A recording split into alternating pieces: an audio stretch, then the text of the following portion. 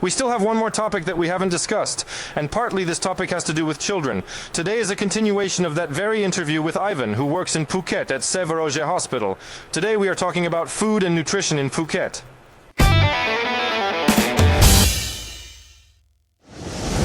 Now let's get on with the food. Very often parents who come with their children are very worried. The child is unprepared, the stomach is unprepared, what can be eaten, what cannot be eaten, where it can be poisoned, where it cannot be poisoned. And the biggest question, very often they say, we were in this restaurant, we got poisoned here. Is it really the restaurant's fault, or is it the microflora of each individual person's stomach?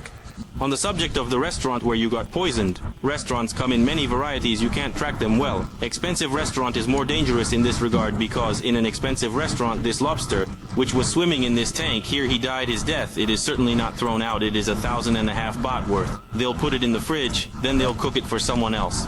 You will choose this lobster in the aquarium, but you will not go to the kitchen. They will give you the one that died yesterday. It's been tested, is it really there? I'm absolutely sure. I haven't caught anyone by the hand, but I'm absolutely sure no one will throw away the lobster that died in this aquarium for 1,500 baht. It'll go in the fridge and tomorrow it'll go in the kitchen. Well, that's right too, yes, I agree. In small cafes, there are just no lobsters. There is a flow of makashnitsa. Hotel guides love to scold these makashnitsa. There is no refrigerator in the makashnitsa. He went to the market in the morning at 5 in the morning, and here he is for the whole day, all that he cooked. He sold it all. What he didn't sell, he ate himself. He won't take it for tomorrow. It won't keep until tomorrow. He doesn't have a refrigerator there. Everything is fresh there. Personally, I trust those places to eat where the locals eat. Because if one local really ran into the rotten stuff, the flow of locals at that peddler would stop completely. Or they'll rip your head off! He'd probably lose his clientele for sure.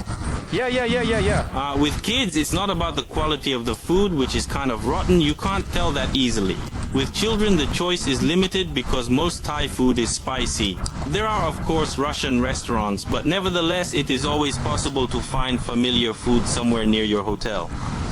Not just Russian restaurants will do, any European restaurant will do. Some goulash, steak, porridge, oatmeal of some kind. You can always find something. I've heard somewhere the idea that given that children are not well prepared for seafood, people when they come here start shoving them with this seafood. From this children very often, for example, they have indigestion or something else. If an adult organism it tolerates it better than, well, even unfamiliar food, they start eating seafood in large quantities at once as if they got it, you know? And they offer the same to children. How right is this? A child arrives and immediately starts feeding him with this exotic seafood. In principle, any unfamiliar food, not only for children but also for adults, should be started with care. Not so much with large quantities. Seafood is an easily digestible foreign protein, and any protein, as I'll go into the lecture, is an antigen. And you can get the so-called protein poisoning. So it is exactly a foreign protein, unaccustomed. The stomach is not used to digesting it. It decomposes in the stomach to peptides. So it's not fully digested, it's absorbed. And the body reacts to it with an allergic reaction. Both ways, yeah.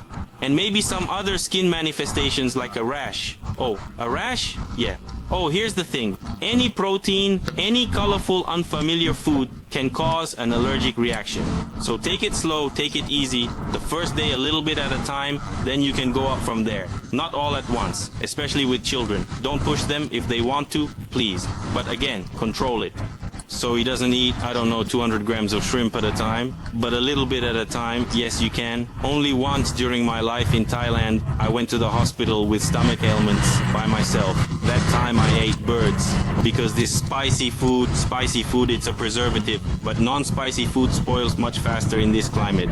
What is the best advice for parents with children? Where to eat, so that already so more or less not to be poisoned? Well, it's clear that you can get poisoned anywhere, What kind of restaurant, what kind of food suits who, diet food, porridge, noodle soup. It's available everywhere. Kids eat it. Cookies.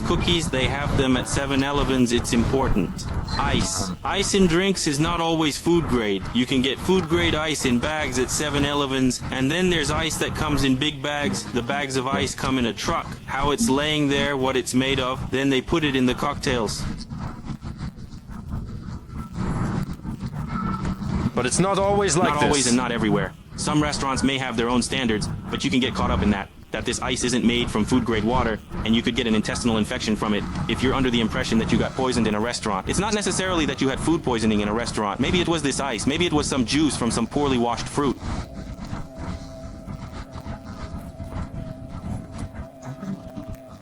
Could just be a reaction to an unfamiliar food. Maybe it was that pool you swam in today. It's not always the restaurant's fault, not always.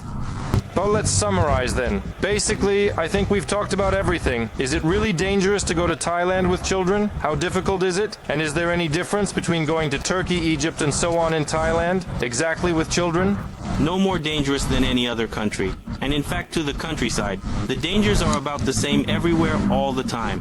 The only point is that in another country, all medical care must be done through insurance. Without insurance, it will be extremely expensive and difficult. A child can get hurt or sick, whether at home or in another country. The key is to be prepared. Know the specifics. The main things to watch out for, we've mentioned. And that's it. Enjoy your vacation.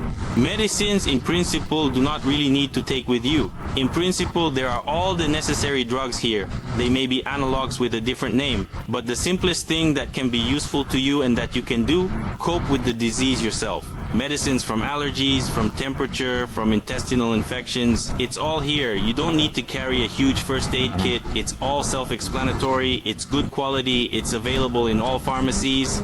If you have something complicated, you'll have to go to the hospital. You don't need to carry a huge arsenal of different medicines.